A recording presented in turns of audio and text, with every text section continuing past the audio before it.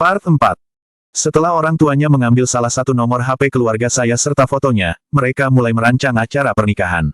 Mereka menawarkan untuk menanggung semua biaya, mulai dari konsumsi, dekorasi, hingga pesta.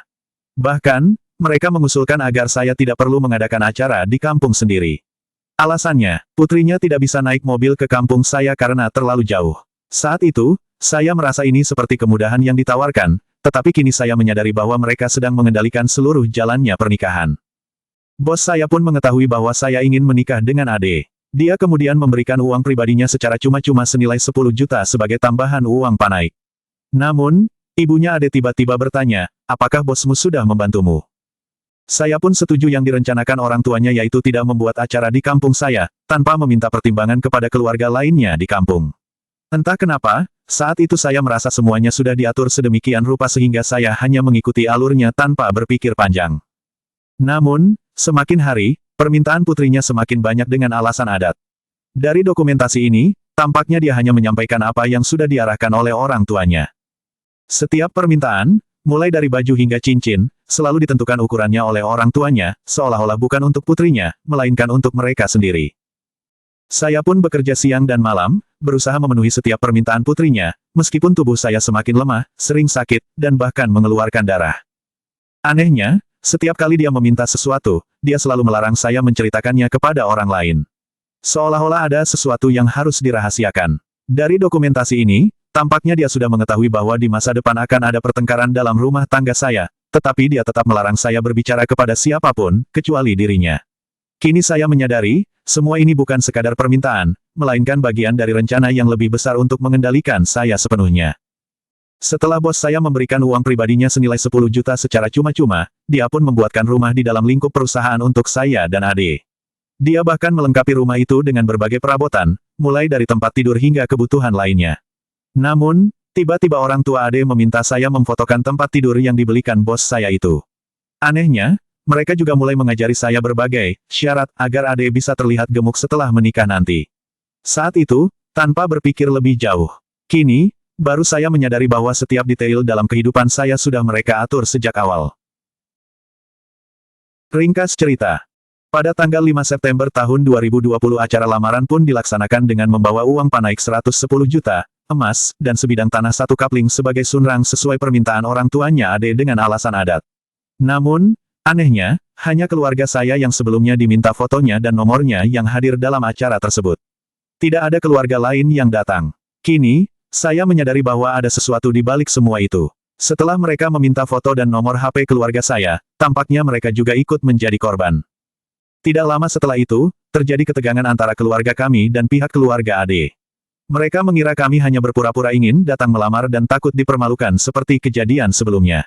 Dari cara mereka berbicara, seolah-olah kejadian seperti ini bukan pertama kalinya terjadi. Kini, saya mulai curiga, apakah pernikahan di sana lebih menitik beratkan pada uang panaik. Setelah calon mertua menerima uang panaik yang diminta, ibunya tampak sangat terharu, seolah-olah merasa lega karena kami tidak mempermalukan keluarganya.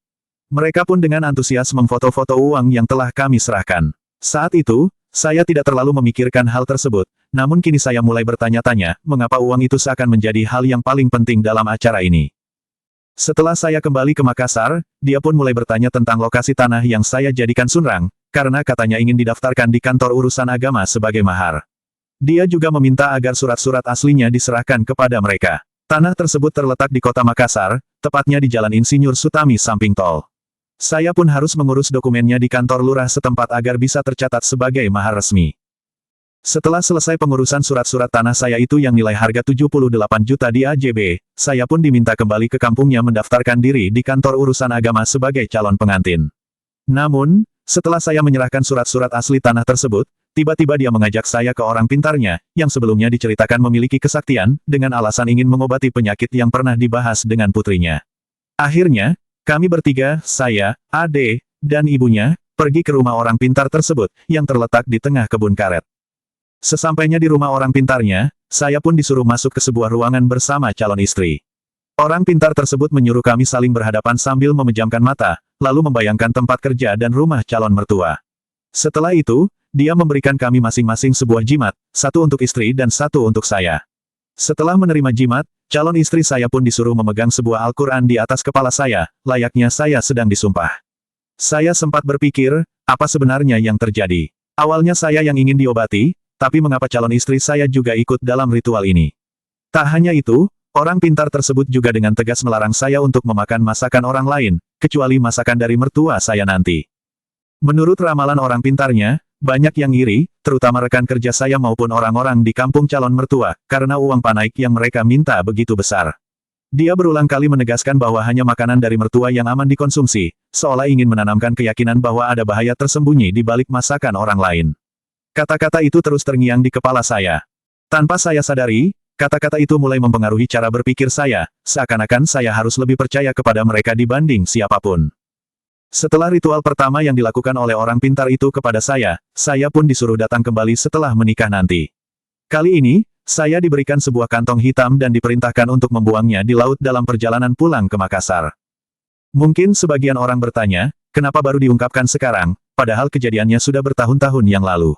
Saya berharap saudara-saudari bisa memahami bahwa korban teknik manipulasi seperti ini bisa mengalami dampaknya selama bertahun-tahun, apalagi jika dikombinasikan dengan unsur supranatural, termasuk praktik yang sering disebut sebagai guna-guna. Semoga ini bisa menjadi edukasi bahwa begitulah Neuro-Linguistic Programming (NLP) bekerja. Jika digunakan oleh orang yang benar, teknik ini bisa menjadi alat penyembuhan dan pengembangan diri. Namun, jika jatuh ke tangan yang salah, akibatnya bisa seperti yang saya alami. Tidak sesuai dengan ucapan mertua yang berkata bahwa membawa saya ke orang pintar demi kebaikan. Kenyataannya, setelah mereka mendapatkan uang panaik ratusan juta, justru hal sebaliknya yang saya rasakan. Teknik manipulasi seperti ini seringkali bekerja tanpa kita sadari. Pengulangan kata-kata, penanaman ketakutan, dan pembatasan pilihan adalah cara yang digunakan untuk mengendalikan pikiran korban. Dalam beberapa kasus, manipulasi ini diperkuat dengan unsur mistis seperti guna-guna, yang membuat korban semakin sulit melepaskan diri. Saya tidak menyadari saat itu, tetapi perlahan-lahan, saya mulai merasa bahwa hanya mereka yang bisa saya percaya, sementara orang lain dianggap berbahaya.